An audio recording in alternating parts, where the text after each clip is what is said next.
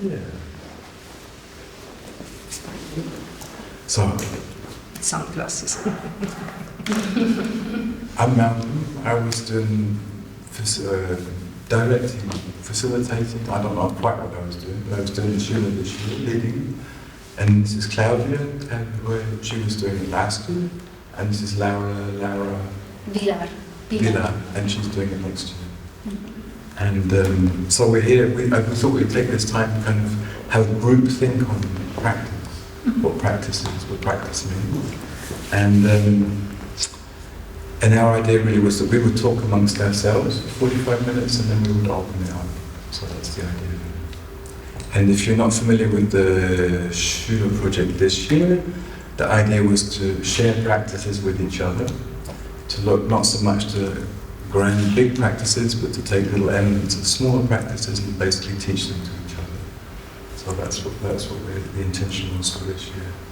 And inside of that we had some workshops that were led by 3 by me and then 1 by 2 invited guests. All of us have, our work is deeply rooted in practice one way or another. And yeah, so that's the context. And this is the final week, this is the end of that project. So, this weekend is the end of the project. So, yeah, how should we start? Perhaps. So, like, I mean, just think about, because what is a practice? Yeah. That's an interesting thing. Yeah, that's a good question. A good question. It's interesting how people interpret that. And for me, I was really quite specific about that practice is something that you do. So really, the invitation was quite simple, to share little things that you do. Also, I should add that the SCHULE group that I was working with, we have 3 of them here. And there were 6. When we had our very first week, there were issues that came up that people were interested in were very much about care, self-care, and care of others. Also, another theme that came up was interconnectivity. So this idea of how we connect, not only on a human level, but also on a beyond, more than human level. And also there was an idea of this object-oriented ontology, which is basically, re-evaluating this, it's not that we are the kings and queens of the whole universe, kind of, So I have a little toddler at home, so I'm a little sleep deprived. I've been sleep deprived the whole year. Which, yes, and then what I wanted to say about that was, also in the SCHULE this year, the idea was that we would meet for a longer period to get started, and then we would have some weekends, and also the essential thing was we were going to meet on Tuesday evenings. My idea was those Tuesday evenings would be a little oasis of sharing practices. That was the intention. May I say something? Please do. Because we talked before, and what I thought was interesting, I think a long period of time I didn't even know what a practice is. For example, a colleague of mine, she asked me if I can share my strategies and practice, how I work with spaces and communities. And I said, I don't have a practice, I do it. I do it since years. And she said, you have? And I said, no, I do it, it's my intuition what I'm doing.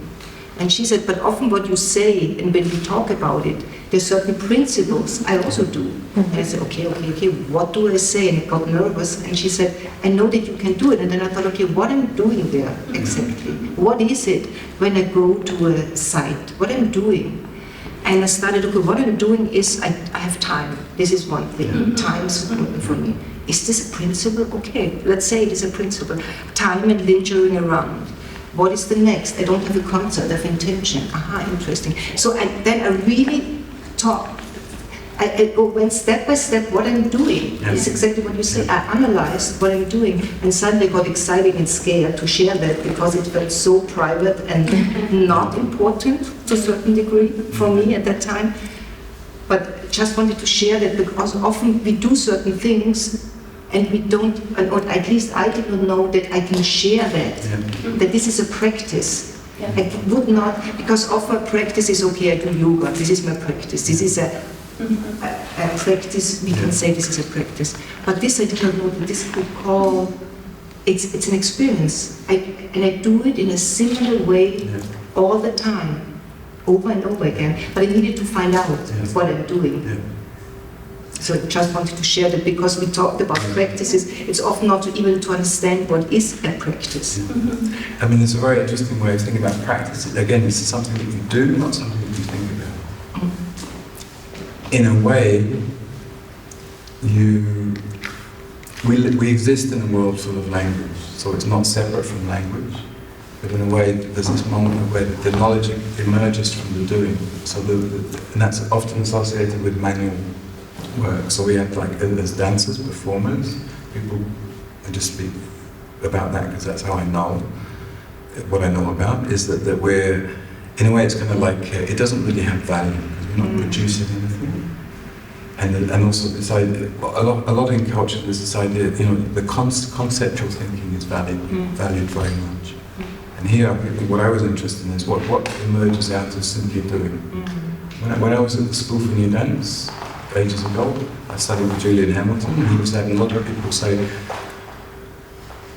how do I create a dance practice? And he said, book time in the studio and go there. And the weirdest thing was, it didn't matter what you did. He said, just go there. So read the newspaper, smoke a cigarette, sleep, whatever, look out the window, move, maybe. But it was that commitment to go back and go back. And what you said is like marking out, giving a space for time. And what else did I want to say? Also, like I studied with Steve Paxton years ago, so we were talking about, also part of the SCHULE was an idea of transgenerational sharing. So we're obviously older, and some of you look younger. So there's this idea of, like I remember studying when I was in my 30s with Steve Paxton, and he said, I've witnessed reality change several times during my lifetime.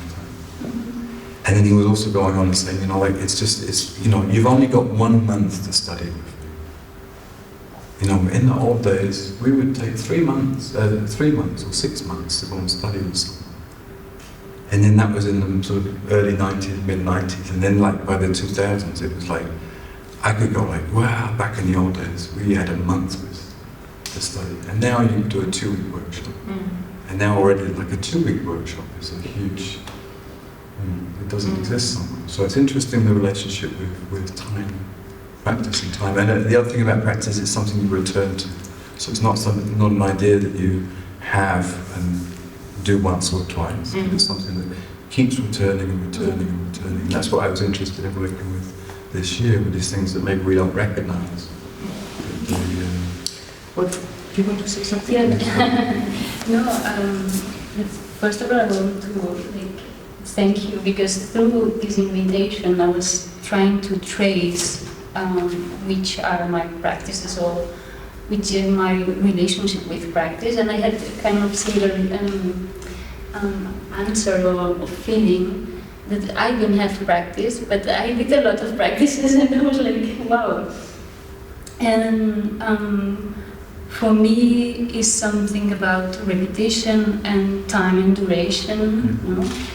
And what I trace is a perception or a state of being in an investigation state or as a researcher state, and this researcher state changes the materials and the proposals during the time. So if I try to trace many years, but this interest on being a researcher is always there, and this takes the form of a dance practice or a text or a teaching practice, or so many different ways to express this one. And this is changing through my interests and changing also through the practice. So I'm changing through this, and the practice is changing me. No? As your super, like a very nice text. You said that the relationship with the practice, no? Is it in the in-between that something emerges that you don't expect, and this is changing everything through the time. Yeah, so it was really nice to see that. Yeah, and also was aware of what we are practicing without knowing that we are practicing that. So, for example, we are in a dance class. Maybe we are also, when we facilitate dance space, we are also maybe practicing the listening to the group or to the context. This kind of thing, or to take care, or. So we are practicing other things at the same time through the practice. But this is like micro-political way to be. No? You have to move inner gestures in order to be in coherence with your practice all the time. That is changing all the time. So yeah. And your body's changing. And exactly, if you do of it for course. years, it's like you practice 30 years ago, it's different. Absolutely. I mean, it's also interesting because if you read people like Sen, he talks a lot about practice, about craft and artisan practice. But he's talking about the production of tacit knowledge. Tacit, like unspoken knowledge. So I think that also as you practice, you develop knowledge. But it's also like as working in the field that we do, that we're always, so there's an idea that in a way that's opposed to, say, an academic knowledge, which is a lot to do with words and thinking. But how we reflect on our practices, how we share, and also how we invite other people into a practice necessarily involves words. Exactly. So it's like this interesting relationship. And how we test our practice, at least for me, or how we trust it. Yeah. Because it's like there are certain principles, can you really trust them? And it's a constant, in martial arts, for example, what I'm doing, certain principles which are so deep, sometimes, which I can do on a physical level, but not perhaps on a really energetic or geistig, it's not such spirit that I really trust it, you know. And so there are certain principles which are so that to start, they change me, but at the same time that I start to really trust them. And I know that because one question was how practice is changing when you get older. When I have less energy or power to also to share something, I need to trust the principles more, and it gets scary. Because perhaps they do not really work. I can show them in a certain way, but suddenly I notice, wait a moment, I cannot move because my hip cannot move. Can I still show this principle? And does it really work? And to trust the material you have, to trust the work as a partner, as a mirror, as investigate, but also trust. Not to produce something more about it. Yeah, I remember also through this invitation that I was working for 7 years in a French company, and the choreographer proposes what she called a training every morning, and this was always the same. So I was doing almost every day the same patterns of movement to go into the next moment.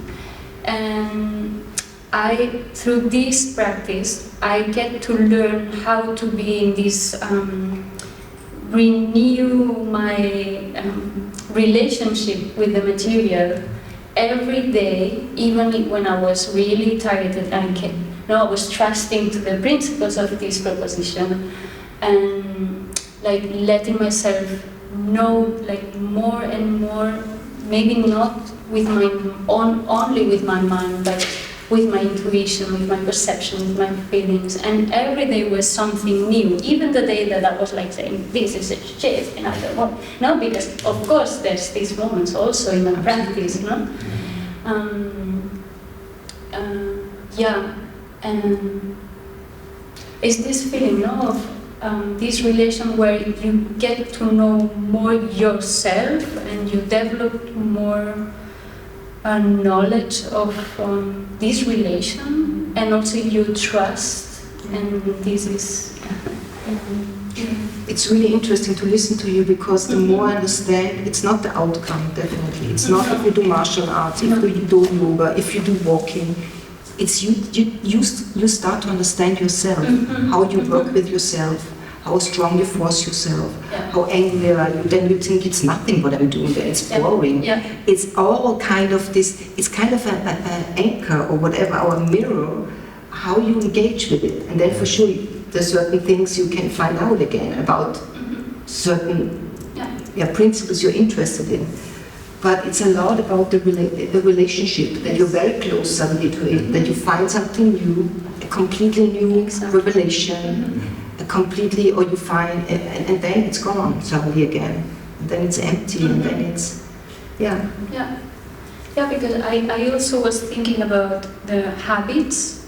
So one thing is a practice that I do, and another thing is an habit that I have, and maybe it's a gesture.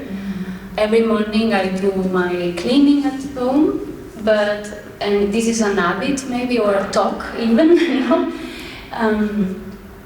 But I'm not, maybe I could, but I'm not trying to understand myself through this at the moment. This is a potential, but now it's an habit, no? And there's something different than when I'm facilitating, that I put myself in another state, or where I let the context like go through me and through the you know. I was thinking about this difference. I don't know how if you were in there or not. I mean, in Aikido, for example, cleaning the dojo has the same aspect than in martial arts. It's the same. In Japan, it's often like that, that you do how you treat things, how you do it, the way you do it in the same presence.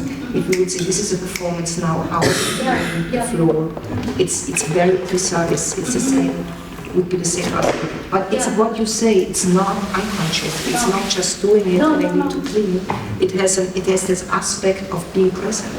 And I think it has a lot to do with being present. A cook can do the same thing.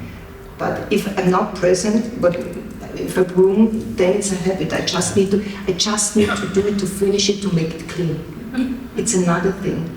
I mean, I wrote in there about about one of my teachers who would sweep the floor, and that was for practice. And at the beginning, she's a very famous teacher, so I was a bit confused to come and see her sweeping the floor.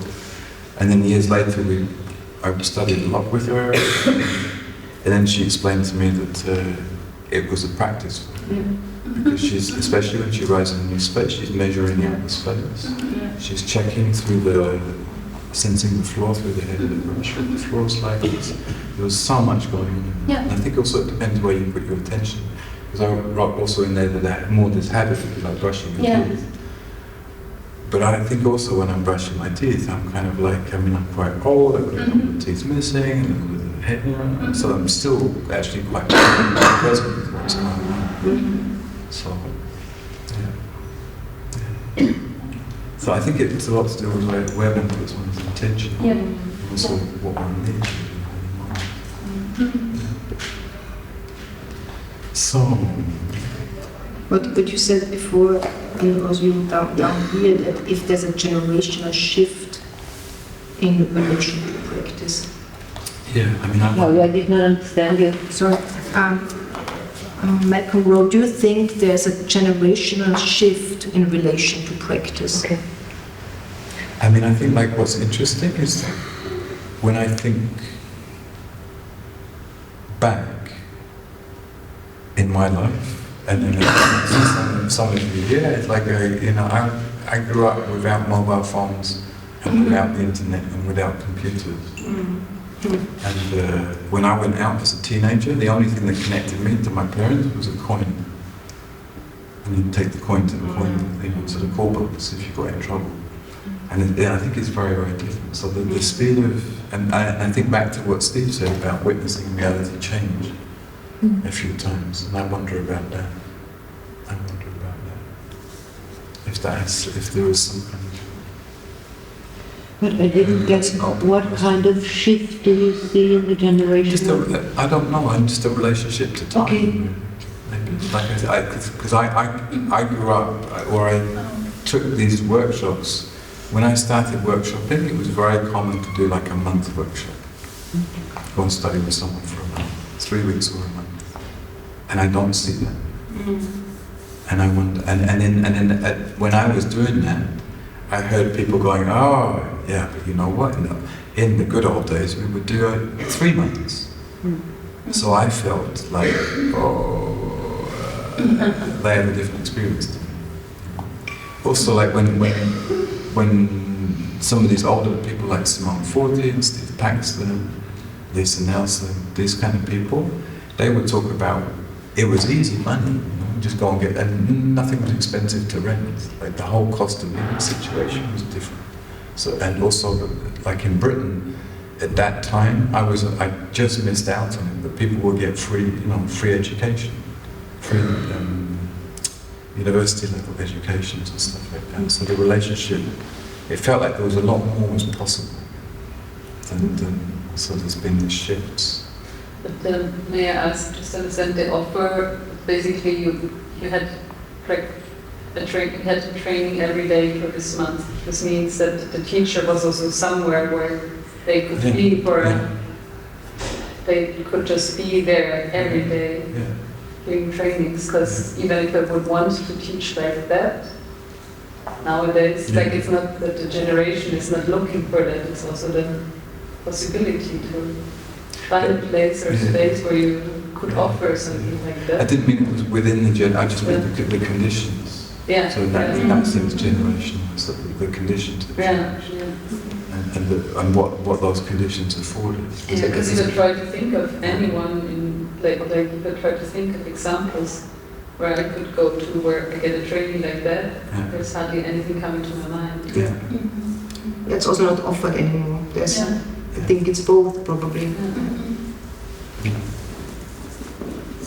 I feel like that, like when you do generational, I feel like that, I don't know, like 30, 40 years ago, the practice was like, if you work in dance, okay, you have a specific kind of training, what Laura was saying, or I did like for 3 years, the body weather training, and this was every day the same thing, and you could really experience how different your body is every day, and the whole weather which is happening inside, and also then the progress in doing this. Or I also felt like, I don't know, if you have a dance piece and you have to learn a choreography and you practice it, and it's also practice to do this choreography then.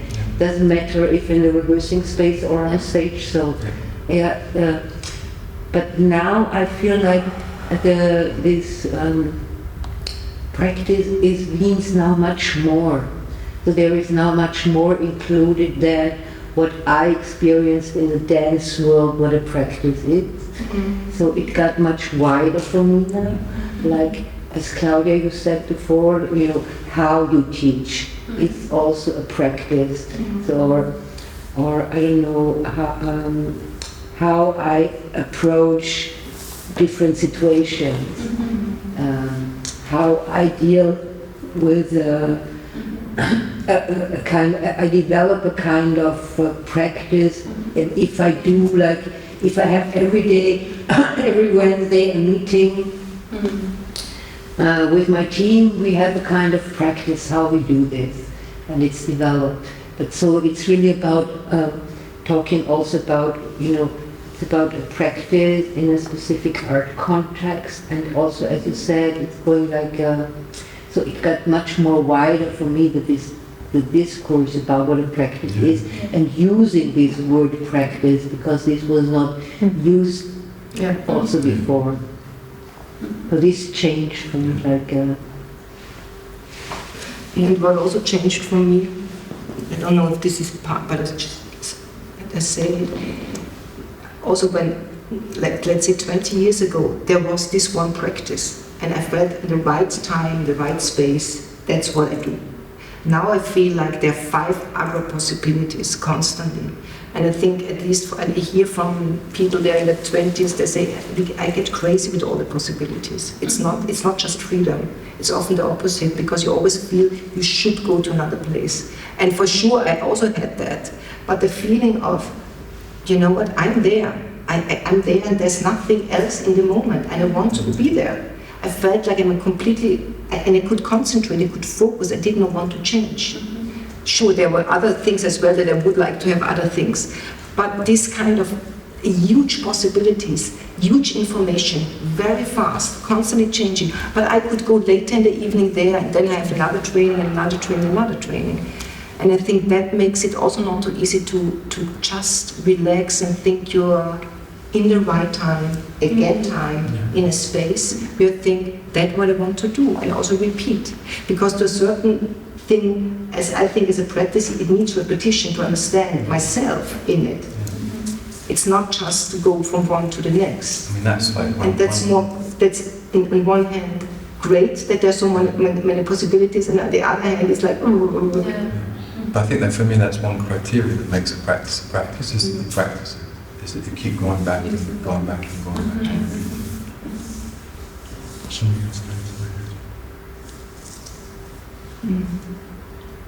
Yeah, and also even in dance companies, I had this experience to be for a long time with 2 companies. I was 7 years and 7 years, and what I feel now is that this is not possible. That they are working much more, or maybe in companies, but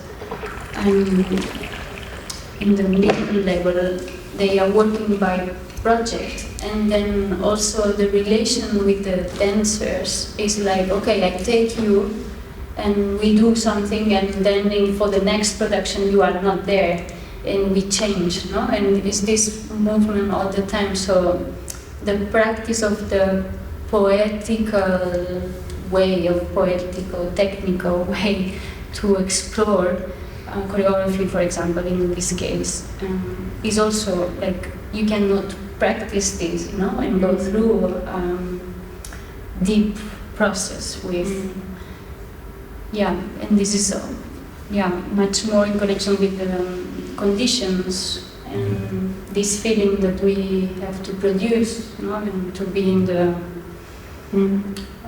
la máquina, the machine. I mean, what occurred to me was that then it's like I have many solo practices. Yeah. Because I do them on my own, and that's kind of easy because I'm always with you. But then actually to have a group practice, that's the challenge.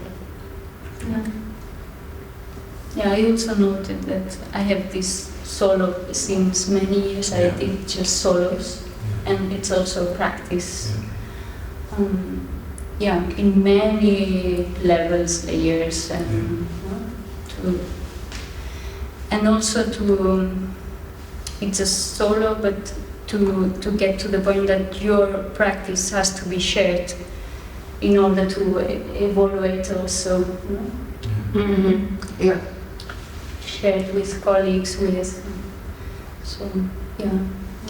Before the talk, we were talking together about how we both have, I mean, it's something that I do more or less every night, that I've been doing for like probably 40 years, 35, 40 years.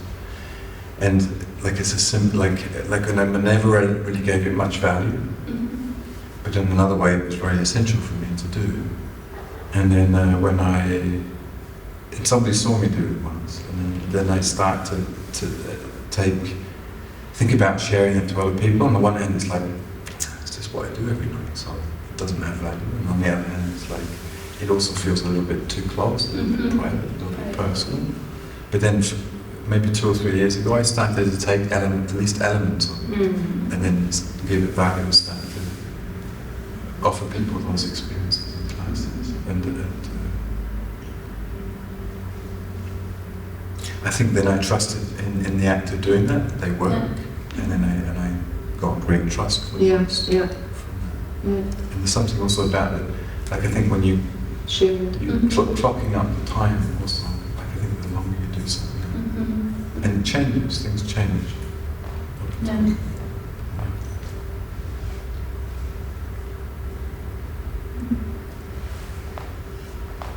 Yeah. How are we doing the time? I was talking the time. Stay. Yes. I think we talked for about 40 minutes. 45 minutes. And how you relate to practice? What do you think of as practice? How the word lands in you or resonates with you? I've also at times had writing practices, which I found useful and interesting. I think for me, I can relate to, I can relate to what you're saying and what I come back to very often when I'm in teaching, like in teaching myself, or when I work with groups that are maybe not in the back, that like with people that don't come from a movement background or dance or maybe performative in some way. And I was once working with a choir, a big choir, and they wanted to do some performances or some performative elements while singing. And then they asked me, yeah, the first time we did it, it was so magic, and now that we have to repeat it for the concert. Like, how do we keep it alive? And, and then for a moment I didn't know how to answer, but then it came very quickly like, to my mind that, yeah, of course, what is so self-understanding for me and that I had to discover is that, or rediscover, or help them to discover is to be aware that even if you think you do the same movement twice with your body, you're just that's a matter of fact, like anatomically, biologically not able to, or neurologically not able to. Even if you think that's one and the same thing, but it's not gonna happen. So if you just need to coin that idea and then really believe it and stick to it, to listen to what you're doing every time over and over again while doing it, and not just do it and carry out your plan, but also listen to it while you're doing it, because it might be different, or it is different. And then they were, but yeah, I wasn't sure where to taught them, but later on I got the feedback that I taught them very much. Because they had, with singing, I mean, it's a choir, they sing the same song, or when they have to rehearse a certain part of the song, they sing it over and over again, and they're still enjoying it. With the movement, then they were suddenly so stuck, or with this, like with including other parts into their practice, which I understand also. I think it's normal, like to be so focused on your practice that you. Then I told them, yeah. So that was funny, but also this is one aspect of that I thought of how to relate to your practice. But isn't it that they also need to practice it as a choir? Yeah. So they also need to have their repetition, and they don't know when it's boring, and it's again, and they don't find the tone. So everybody has their kind of own approach to that. I think I think it was just a matter of making them aware of it. That's like what you're doing, translated also to that part of what you're doing. I think when it comes to movement, and I think there's often, or hopefully it changed now, but when I was younger there was this idea in culture really that movement was, like when we talk of movement, when we talk of physicality, it's just the movement bit of it. But actually whenever we move, we're always getting feedback. So there's always this, like in there's this proposition that actually the fundamental, like the reason that nervous systems evolved in the first place was to control movement through the environment. And even the most primitive nervous system had nerves that go out and nerves that come in, nerves that transmit, that organise movement in space, and nerves that take in positional information. So there's always this listening, like Bonnie Coyne talks about movement and perception being two sides of the same coin. There's also this philosopher, Alvin Noah, who talks about the same thing. So actually you cannot move without perceiving, and you cannot perceive without moving. But at least like some of the movement stuff, like I grew up doing sports, it's like your body's a machine. It's just enact the thing, you wouldn't train a machine. Whereas actually I think part of the training that I got at the SNDO, and generally in this somatic way, is this listening while we're doing it. So it's that quality. And I think, and when I hear the singers, I'm thinking they probably have that because they're listening all the time. So they've got that feedback and they're noticing all that. But actually to be able to sense what the feedback in the body, I think that's something that, you know, I feel like we as movers take that for granted. And actually because I also have a practice of working as a Feldenkrais practitioner, and in that I meet people who come from one woman who comes from the office every day, once a week, and it's very different physical awareness. But I think it's also an interesting question in general, because sometimes you lose it. You don't know how to practice it anymore. You just lost it. And I think these moments are interesting because it's again a new finding relationship to it. What is a new connection to that? How can I approach it in a different, that's the research, how can I approach it in a different way? I remember a student of mine, she performed Hamlet, and she constantly worked with the sadness of a friend. She died, a friend of her died, and she worked with this emotion. And then she called me and said, Claudia, now through Hamlet, I healed this relationship. The morning is gone, and now Hamlet is gone as well. So I performed this night. What shall I do now? I'm lost. I'm scared. I don't know how to get back into this situation. What shall I do? And it's such an interesting moment. It's scary. So what is there already? Does she need another approach? Does she need another relationship to this kind of, or find another way to get into? So what is this moment? And I think one thing is it's always different. Everything can never be the same. So and I think these moments are very crucial, but at the same time exciting. For her, it was not so exciting. And some point is when you feel that you understand something, okay, now I'm there, and then shit, now and now what is happening, no?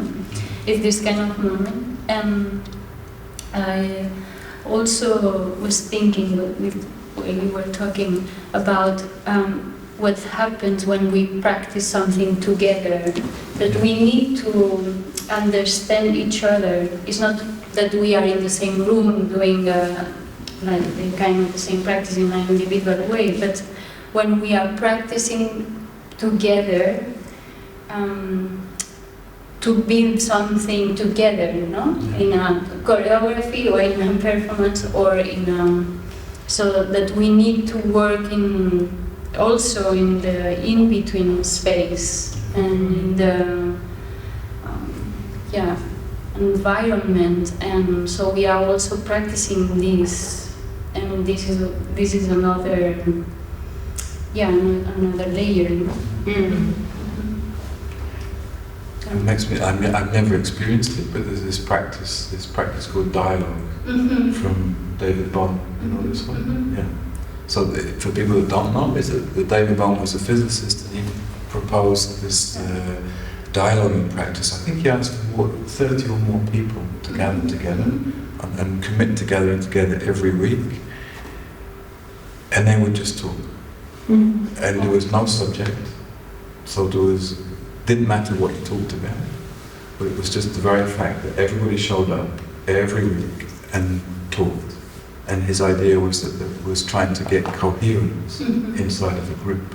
Yeah. So and he was. I don't really understand it all. It was a while back since I read it. Maybe you could say more. But there was this idea of like this. He was working with these some principles from particle physics. Yeah, from quantum physics. But it was this thing of like trying to get the coherence. Yeah. And I think what was interesting was he actually welcomed if people had opposing views. He thought it was more interesting. But it was just the fact that people could hold the space for each other. And you didn't have to agree on anything.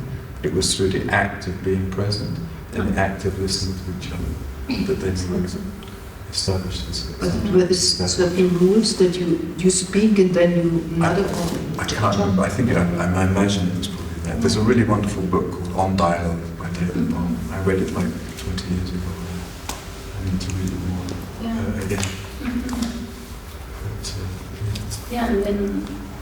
I mean, so now we all know what's a group practice. Yeah, it's a good practice. And how we set rules or not before, or we are creating them while doing. So this needs a lot of presence and listening on what is happening.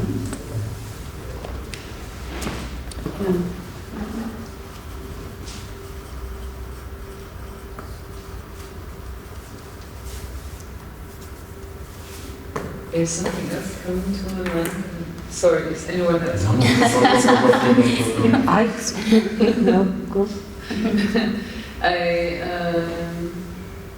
I've been quite busy this year, like from a personal point of view, but recently, like I found by accident at a friend's home a book. I forgot what it was actually about. There was one chapter. It's like in Germany you say populärwissenschaftlich, so scientific, but not like not a science book, but written. Popular science. This is the right term in English. So yeah, and so I can't now quote which studies it is based on, and so which research parts or which researchers' names it is based on, but anyways, it made me think of the question, or the point of the author was that he talked about the passion for something. So if you feel the passion for something, then nowadays you're being told, go for it and do it.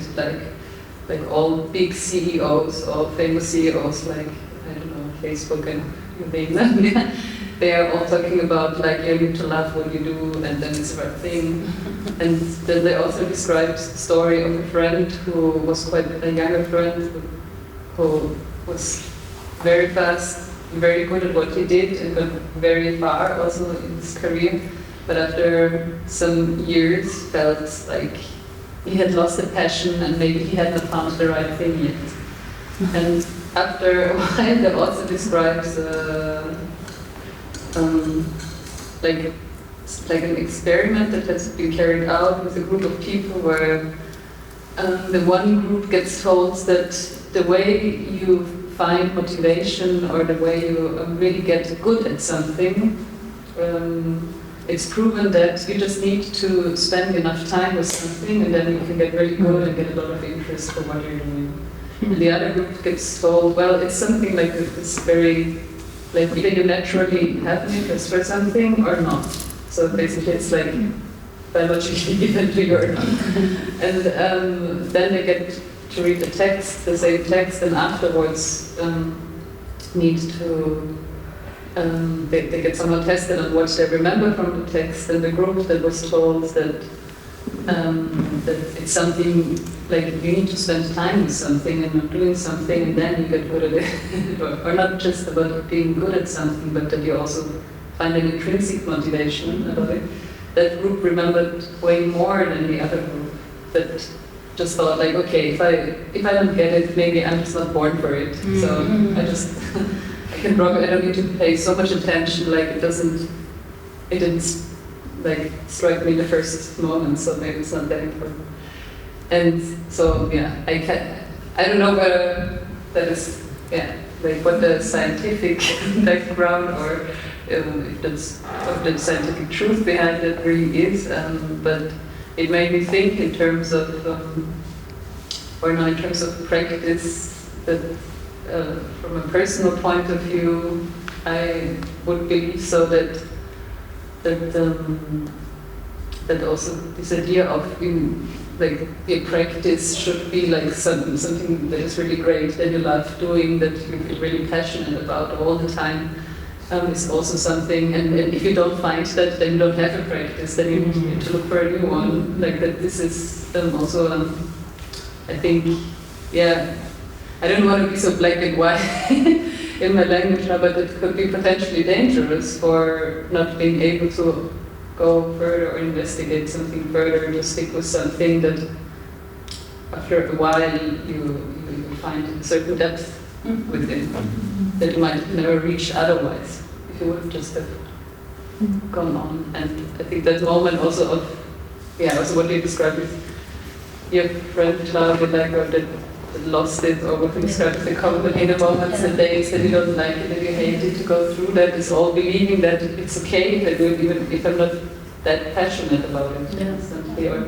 So also this emotional connotation I find really interesting. And there, I think they're talking about a generational shift.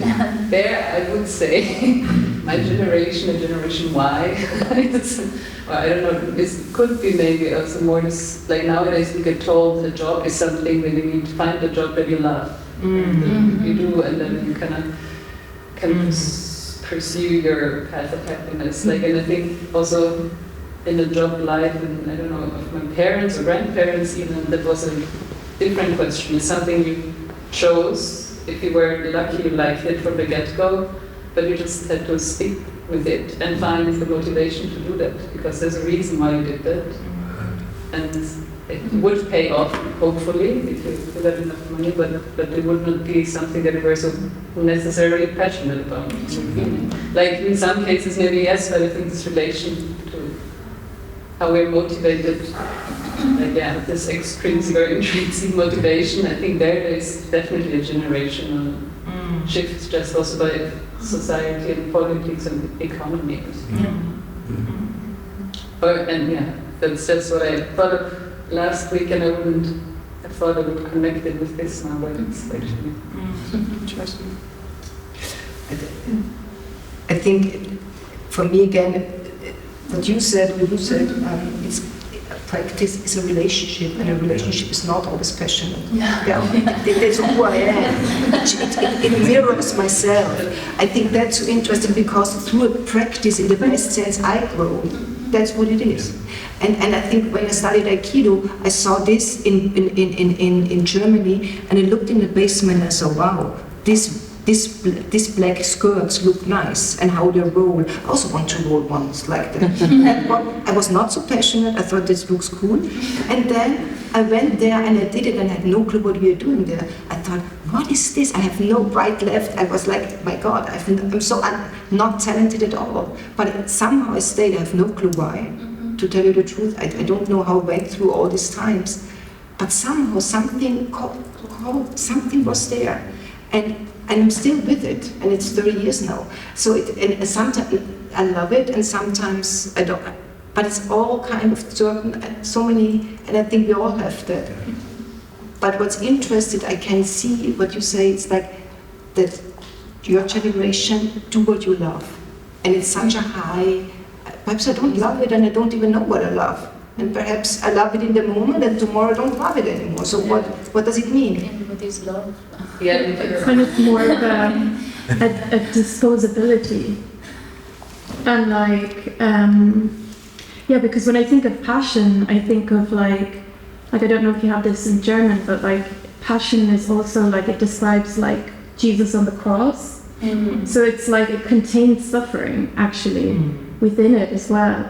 And like I think for me, passion is also the undergoing of something where I kind of I suffer through something to bear it into existence. It's not easy to give birth to something, and I think maybe it's this misunderstanding of what actually is passion. It's like, for me, the practice is a container where I go to, like most days, and like it's a place that I dive into absolute unknowing. Like I don't know how I'm going to in most of my cases, like write the next poem. But I trust the process, that I've done so many days this practice that something will appear in just being there for, like, if it's an hour, if it's 2 hours, however long, and that contains the absolute chaos and unknowingness and discomfort. It's not comfortable to exist there in absolute unknowing that, like, am I absolutely crazy doing this? This is insanity. And yet, like, that for me is like the practice, because it helps me to trust. Like, I think you talked about trust. Like, I can trust that there is something in this, even if today nothing comes from this, or I'm totally lost today. So for me, the practice is what keeps the sanity, but it's definitely not easy, you know? And I think maybe that's the, you know, like for me, there's a big element of like discipline. Like I show up and I practice. Yeah, that there is a discipline and a commitment to it, and that's not something that's easy, I think, especially in a culture that really only values something that is immediately a thing that you can sell, produce, whatever it is. Whereas, like, you could be, you know, practicing for years before you actually produce something that's going to be like a book or whatever it is, you know? Aren't you talking about like this general state of being in a creative process? You know, bringing, as you said, go every day in the rehearsal space, or like this general state of being in a process, and you do it again and again. What I felt that, for me, it felt what you're explaining, but practice, I don't know, I'm not clear, because I feel like practicing something, it's a process of repetition, but also like, I don't know, when a child, the learning process, practicing is also learning. Yeah. I don't know, it's like, if I take like, we learn over redoing the same thing again and again, and we learn also like if someone's telling us the same thing again and again, we also learn. So this kind of repetition stuff is like imprinting you also. Yeah, like for me, it's like I have all of the experience of, like, in my case, like writing a poem, all the previous experience, but I need to write this poem, and I don't know how to write this poem, so it is a process of learning. But for me, what's really helpful to frame it as a practice is that there are certain conditions for that practice. I think you talked about principles, and for me, there's certain principles, like there has to be silence, you know, I have to be by myself. Sometimes my practice is I have to be outside in a particular place. So there's certain conditions and principles, but then the actual what happens in that is always like an investigation, an inquiry. It's always an act of like learning how do I do this one? I know I've done others, but this is totally different, and I don't know how to do this. So yeah. This also reminds me of this thoughts of again another study that has been done. But also this thought of how do you create, like talking about like we're all in some way artists, or whichever way also we define our specific definition of being an artist, but this question of do we create one masterpiece and just work on one thing and wait till that becomes perfect, or do I just trust that, okay, now I make this piece, I write this poem and then this again and again, like does it come out of this practice of having like multiple experiences, and the next one would never have been there if we didn't write all the other 10 before, or do you just make it very, very holy thing out of waiting till that one great thing is being done or finished. But I mean, I personally would say that's more likely like to really get stuck or also create like even more fear or anxiety for yourself to continue or get on or basically share your work with others if you work that way. So I personally rather encourage myself and others just to think of it as a multiplicity of things that you will keep on doing as long as you decide to do that. And that's what Yeah, but one breakthrough for me in my practice was when I realized that I had to actually return. I had to return and revise, and that was another form of practice. So it was like, okay, you have something that's a germ, but then I have to commit myself to actually, like, what's the full expression of that? And to be honest with it. And like, sometimes you're kind of like, oh yeah, it's done. Yeah, that's a thing.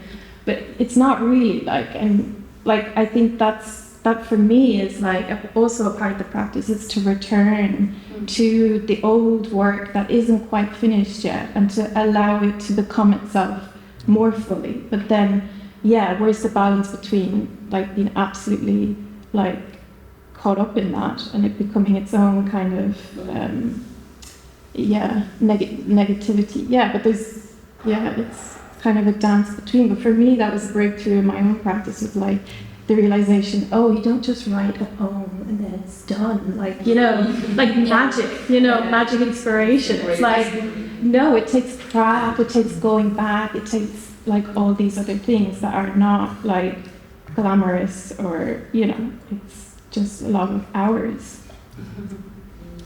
Yeah, I can relate because last year I was writing the whole year. I remember that I was doing the going up and down to my 200 pages and going up and down, and this was really a gesture that was with me, like I need to reread what I was writing like 2 months ago and to get the coherence right to the 200 pages and again and again and again and again, And I was in this process of creating my own methodologies for this moment for my writing. And you were saying, yes, I need silence and I need this and I need... And through the year, I could see myself in one moment, reading in the morning, writing in the afternoon, and then shifting the other way around, and then going to the park first, and trying to move also my principles, because I need it, but maybe it's also what the practice is like telling to you that you need, like in every specific moment, no? But you keep doing, and this is the thing that I can relate with you, that you have a great commitment with, with something. I mean, when we got three things, so then like this, like I think when I look back at myself, I was being pushed by my parents to be a doctor. And I had a place at medical school, and I basically went to art school instead. So in a way, I went for the supposed pleasure. Even from that generation, I don't know, I was born in 1965, I have no idea what generation it is. Anyway, so that was interesting. And then actually what I've done is I've committed to eventually towards teaching as a practice. And boy, do I suffer with it.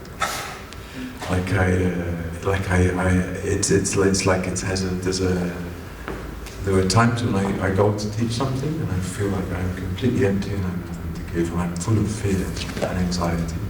And then I step in and then something happens. So again, it's like knowing that there's a space and trusting that I'm actually not going to run away. I'm going to go through the door no matter how shit I feel, and I will do it. And then, and then great wonderful things happen sometimes. And it's also interesting. Sometimes the great wonderful things happen because actually what I'm sharing is my process of putting myself back together again. So in a way, the more fucked up I am, the more I will dive deeper into myself to draw out the stuff that's maybe interesting for other people. And then the other thing that interested me a lot about what you said, and I've found it helpful for myself, and I think in the first week that we met in the SCHULE, I didn't have the terminology for it, but by the final week that we was going to meet at the end of the first semester, I had a whole bunch of stuff ready for that. But it was this thing, I was thinking of, like I have a practice now as a dance movement teacher, and that's where I would even call it teacher artist, because that's where I explore my stuff. But also to think about practices nested within each other. So like when I hear you talking about writing, you have a reading practice and a writing practice, and sometimes you switch them around. And because I write a lot, I also, when you go like, I have a walking through the park practice, it's like, I'm going to look at the trees and stuff, and it's all working away in the back, and trusting that when I'm doing the washing up and making food, it's like, that is part of the practice. So then to think of the practice, so you have the writing practice, teaching practice, writing practice, but then it's also consists of other practices nested inside of it. So that's something that really was helpful for me to start to, like, because you talked about going back and you have a practice, you seem to be describing the practice of marking out time in order to write or to allow something to emerge. But then you also talked about another practice of coming back to and working over again. So there's like sub-practice.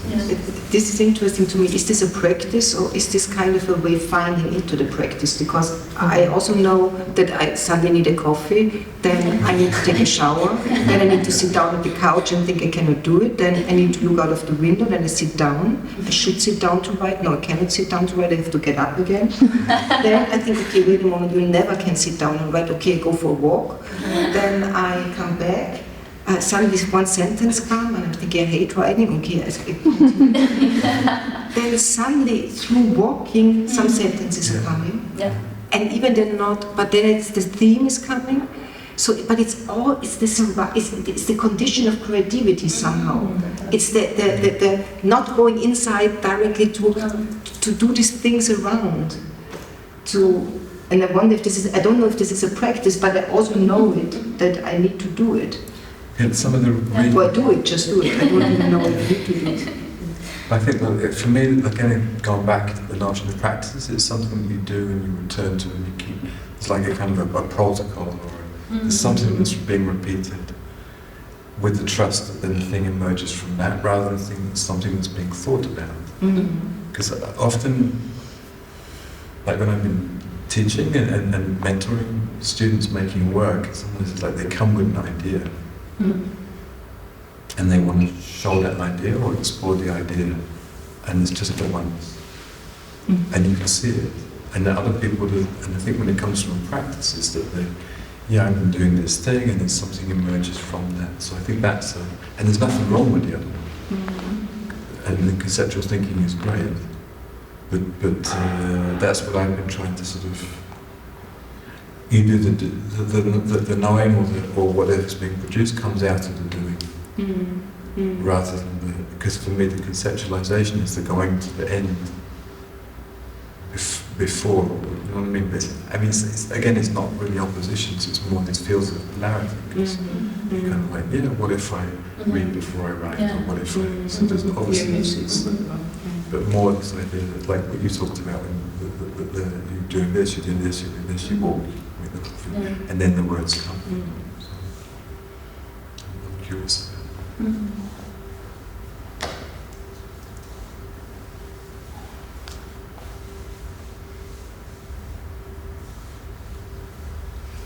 What time did we start?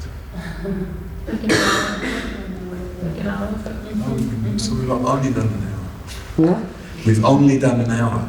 That's fine. But maybe an hour is good. I don't know how long you want to do. I don't know. But I believe there's also some food around. Yeah, there is some food. Because when we talked about this before, we also were thinking. I would just bring questioning maybe. Sure. Sorry. For me, like the question, what I'm thinking a lot is about how does does like this term practice and this whole discussion about practice and how does this transform the art world we are in? You know, in sense of so more process oriented and not so much production oriented. Does it have any? What kind of effect does it have? Does it have any on our working situation? But you don't have to answer this. Just something I'm interested in. What does this do? Because I know now, as Tanzquartier changed their training into practice, there was a lot of discussion now around this, especially there. So that's somehow the background I have in my mind. And it brought up a lot of things, yeah, like discussing the, it brought up a lot of things. So it's like... I mean, so I've been teaching in a lot of different, as a contemporary dance education, like in Denmark and in Finland and in Germany. And when I meet younger students, it's interesting because some of the themes that come up, again, it's a lot of the themes of self-care, care of others. Of what? Themes of care, self-care, care of others, wanting to connect. And I think like there's something about practice, group practice, that can bring that. But it's also like what I feel like is amongst that group sometimes it's not possible for them, like the conditions around don't allow them to drop into it. So I feel that's interesting. Yeah. But also, like, I mean, when I think, like, I don't know if you read what I wrote, but the thing I'm also interested in, for example, one of the really clearest examples of practice in terms of producing work that I think is really interesting is Deborah Hay. Her solo commissioning project, I think, was amazing, because I don't know if you know about that she would commit. That was the whole thing about she would basically allow or invite dancers to commission a solo from her. So I don't know if you know about Deborah Hay, but she's also working a lot with this perception versus, like she works a lot with perceptual tasks. And so she gave me, and then the dancers have to raise the money themselves and pay her. So it's really interesting, because usually the choreographer selects the dancer, but here the dancer gets to select the choreographer. They have to raise the money for it themselves, and the money can't come. I think one of the conditions is the money can't come from their family, and they can't pay it themselves. They have to get it from somewhere else. So there's a whole practice or protocol around that. And then what the dancers do is they go off for I think it's 10 days or 2 weeks working with her, and she gives each dancer the score. And then they run through the score, so you have to kind of, in a way it's a score, you improvise your way through it. And then she coaches you. So say you have, I think she worked in groups of 6 or 3 or something like that.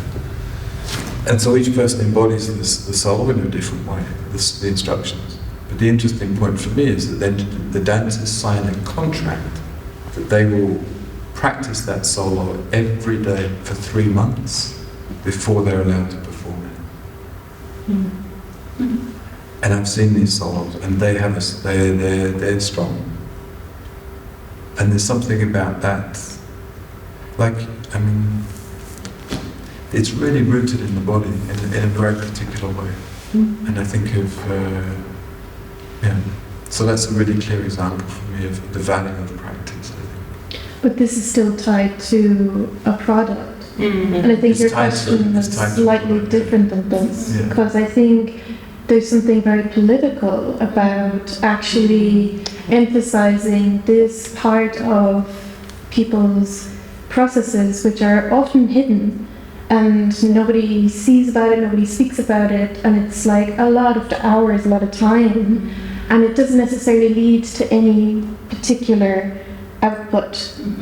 And I think in a culture where everything is so focused on output and funding is so focused on output across like everywhere, and like the arts and humanities have had to define themselves through output and outcome, and to shift that discourse in terms of like, actually we're going to value artists' time for just, like I know in Ireland, for example, there's new funding available just for your practice. And you don't have to produce anything. I mean, you have to write up, you know, a reflective piece or whatever, but it's just for how do you develop, or just time, you know? And I think there's something very important politically about that, you know, and that there's a shift in maybe in the discourse, which hopefully is healthy, you know, that we, like, not everything has to be defined by, as being significant and important by having, like, an output, you know, it's a very consumerist capitalist. Perhaps it's the output in terms of hierarchy being charged commodity, I think, because it's always, you always have an output to a certain degree, and it also can be shared all the time, but it's the question of how to share it as well. But like as a finalized product, you know, in a consumerist capitalist culture, like this is something I can sell just to, or perform, or, you know. And I'm also very interested in that, I do practices where, with a friend, where we invite, which happened in Vilar, it calls roaming, and we invite people to roam with us since 6 years or late. Sometimes we invited in festivals, roaming around, and there's certain, in silence, and the perception is changing, and it's through others we also experience new, what they share with us in the end. And we do it, and we learn from that. Or we do intervention in the city, where I think we invite other people. They become as well almost performers, but it's an empowerment for everybody to do that in the end of the day, to just give other intervention to all performances. So it has nothing to do that I know how to perform. It's about presence, about daring to do it. But to invite people to come to this space and say, hey, this is a suggestion, and through that we learn again. But it's not a performance. It's more an intervention or performance, but in terms of experience something new. And it doesn't depend on festivals. But it's still in the art frame, so to a certain degree, And but the question is how we can get money for that. That's always that's really the biggest question. How we can do it so time-wise that it makes that you can live from it, that you can. But for me, just then you're talking about creating an experience. Exactly. For me, it's interesting because I feel like there's this lovely talk with Christina Parkinson. She talks about the value of dance as practice, and she talks about how, as a dancer, there's a hierarchy. So basically, at the top you've got this choreographer, and then there's the dancer, and then actually, I would say, right at the bottom is the dance teacher, in terms of like the value. And she talks about resisting that actually as a dancer you're an artist, even if you, and these days also creating material with other people. And she talks a lot about the value of that material and where it resides and stuff like that. But for me, it's also like I made this decision to shift into teaching because I felt like the power of dance was really sharing an experience. And there was something else I wanted to say. You wrote in the text very nicely that you kind of create experiences and what this, that you almost became this performance or what you said. Then teaching is a performance. What I want to say about the funding, it's gone out of my head. So somebody else said something for you wanted to say something. Oh yeah, I just put another question. Sorry, can I first say something to your other question? Yes. Because then I'm wondering also about the framing. Now it's called practice at Atelier, for example. Now it's en vogue to call everything of practice, but actually what is happening, it's a training. You go there, it's a week, or it's maybe, okay, there's this continuous things that can happen over half a year maybe, or I don't know now. but you go there and you train a certain technique. Yeah. No? It's not. There is a difference. And in this Christopher Parkinson thing, she talks about the difference between training and practice, but I can't remember what she says. I think training is like where you try to get the person, the body to do something, whereas a practice is more you're playing with attention. So and from what I know from because I teach them as part of that program, is that internally they refer to it as the training. So there's this internal thing. I don't know if there's a hangover from the past, but actually a lot of the stuff there is practice. But there is a lot of practice. What I would say practice. No, because my question then would be, when does a training become a practice? Yeah. Does it need the repetition? Does it need a certain time frame? Does it need yourself to really do it without having a teacher-student relationship? Does it then become a practice? Or when is it yours, somehow? For me, I also have these questions. For me now, to put the word practice over everything, I feel like it's like the question is, okay, is this naming all these processes on all different levels practice? Is this a way to get another understanding about the processes and what's happening? You know, for me, I feel that it's more like this at the moment, because it's getting so wide and it's not really defined in the different kind of contexts. But it helps to understand something. For me, like to get away from this production orientation, and also for me, like what my desire is, or where I'm like interested in, is also about changing what art is. Like the knowledge which is there, like the artistic knowledge which is there, like finding also other ways of communication than having this, and the role which art could take in to change this whole system we are in. So for me, I feel it more as a thinking tool, or no, I don't know. So because it's so also so wishy on the I cannot grab it. So that's how I experience it. Okay.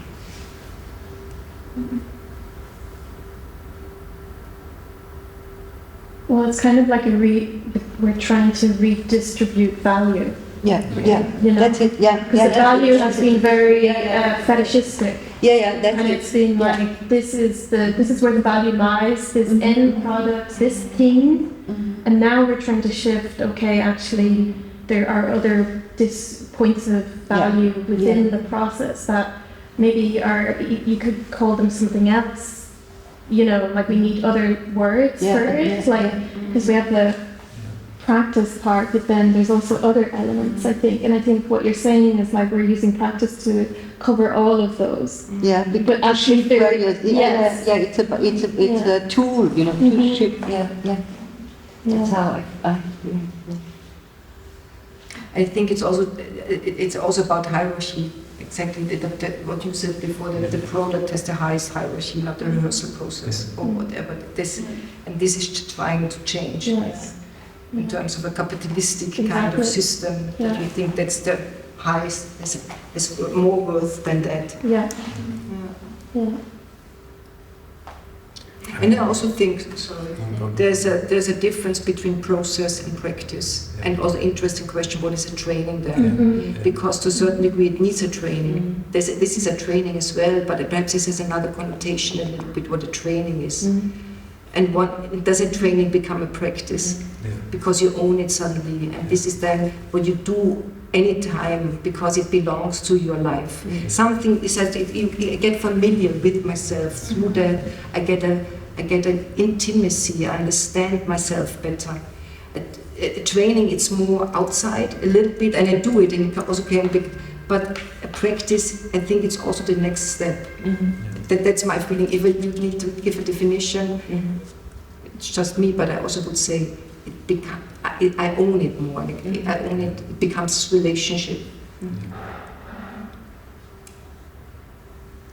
But this doesn't mean that so-called training. Yeah. You don't have a relationship then there. You know, for me, like what was called training, what I called training 30 years ago, I felt this was a practice, but it was called training. So for me, this is not so clear. I think it's not clear, but I did Graham a long time. It's not my practice, definitely not. I can always say I learned a lot from that, but it's not really. I learned a lot from it, but I never would define it as my practice. Yeah, you would say this is a training. This is a training, and I learned a lot practice. from it. Yeah, but if you say what is my practice, there's a certain different commitment. I needed to do this training because it was part of my training. But I learned. I struggled. I learned. I found like I could see how I do it. But I would not do it by myself at home. Not at all. And I would. I don't. I think I would really like Christina Parkinson talks about it beautifully in this interview. It's referenced in this booklet. It's called The Value of Dance to Practice. I think, if I remember rightly, the training is like you're trying to acquire something. You're trying to acquire knowledge, whereas a practice is really you're investigating, and also it's this very personal. You're investigating, you're following your interest in your direction. Because she defines practice as a way of giving attention. She talks about it, attention. So it's where you choose to place your attention. I mean, I've had this practice of standing that I've met with through Steve Paxton, the small dancing contact for years, and it's so simple, and I've done it so much, and I'm totally fascinated by it, and that is really a practice.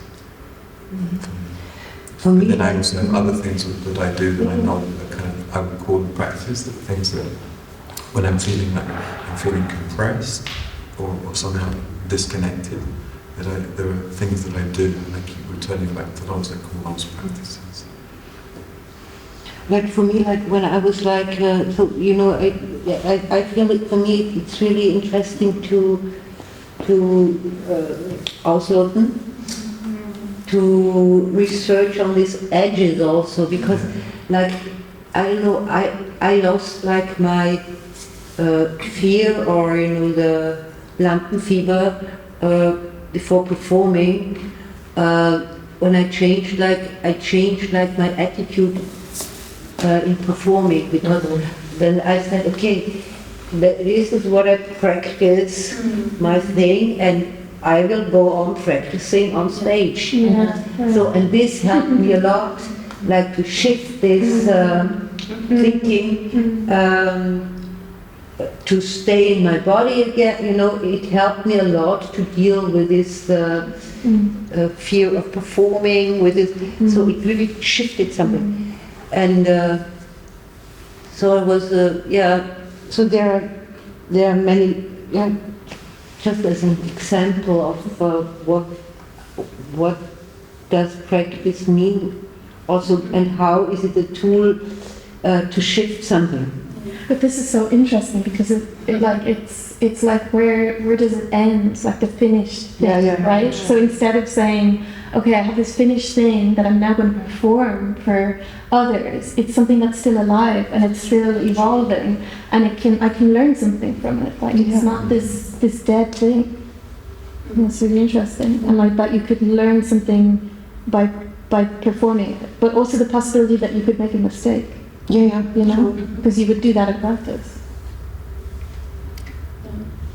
And also the limits of what is a practice, because if it's a state or way to relate, then anything in your life, so we are practicing being humans, for example, then everything we do can be potentially a practice to.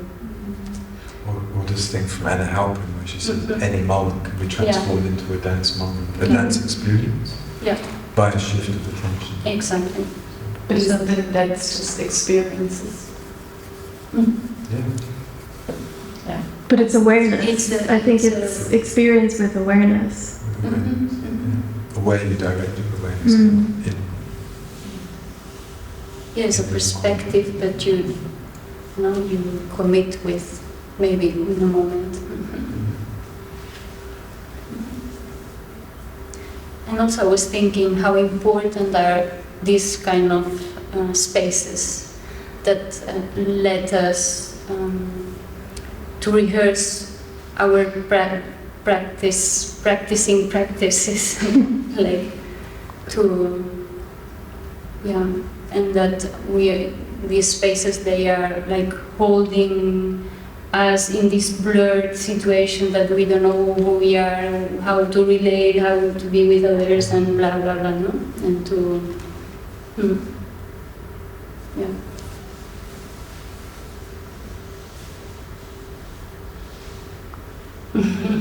I'm hungry.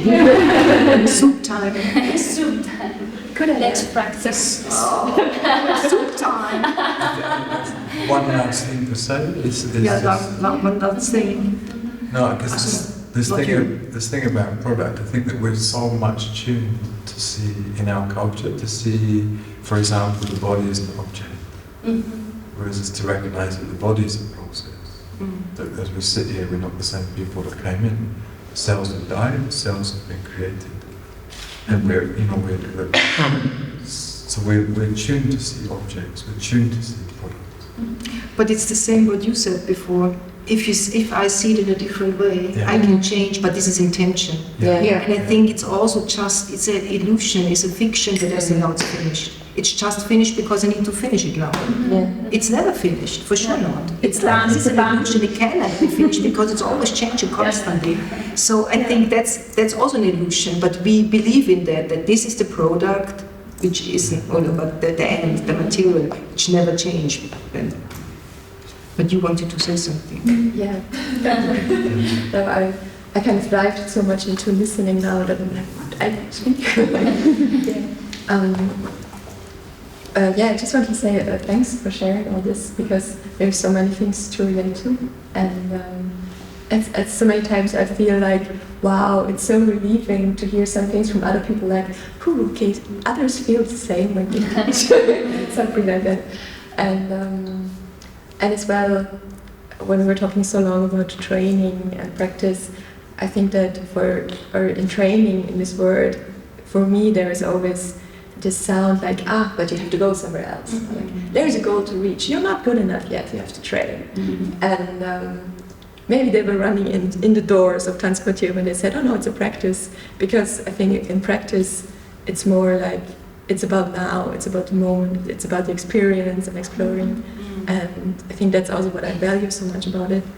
And what I also value about teaching, because when you're there together with people, actually it's just about this space, and maybe there's not the goal to go into perfection or to have a presentation or something like that, but just to be there. And I think that's also what's making this kind of teaching as a practice so special to me. And to go away from having to achieve some goals, but just to go with what you do. And thank you for today. So, eat.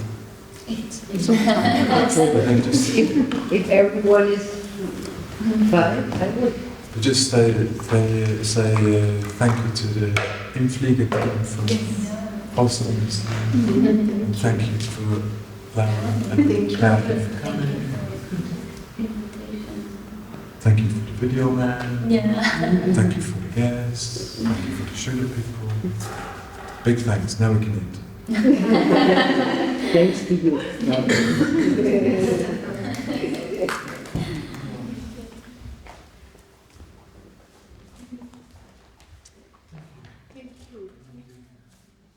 feel like talking.